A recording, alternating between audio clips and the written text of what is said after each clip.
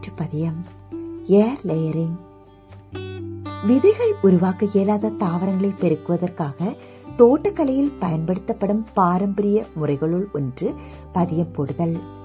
நாம் பார்த்து கொண்டிருப்பது ஏர் லேயரிங் அல்லது காற்று பதியம் போடுதல் முறையாகும்.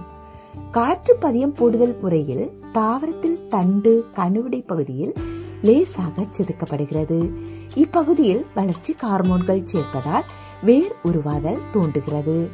இப்பகுதி ஈரமான மண்ணால் மூடப்பட்டு பாலித்தீன் உரையிடப்படுகிறது. 2 to 4 மாதத்திற்குள் இக்கிளைகளிலிருந்து வேர்கள் தோன்றுகின்றன. இவ்வாறு வேர்கள் தோன்றிய கிளைகள் பெற்றோர் தாவரத்திலிருந்து நீக்கப்பட்டு தனி தொட்டி அல்லது தரையில் வளர்க்கப்படுகின்றன.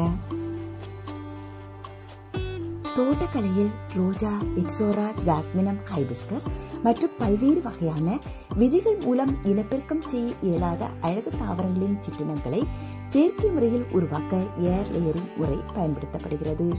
கிளைகள் காற்றில் அசைந்தபடி நின்றாலும் அக்கிளைகளில் அவ்வாறே பதியம் உருவாக்கி தனி தாவரத்தை பிடித்தெடுத்து வளர்க்கும் முறை செயற்கை இனப்பெருக்க முறை எனப்படுகிறது. இது பாரம்பரியமாக பயன்படுத்தப்படும் அரிய தாவர சிற்றினங்களை உருவாக்கும் எளிய முறையாகும். இந்த ஏர் லேயரிங்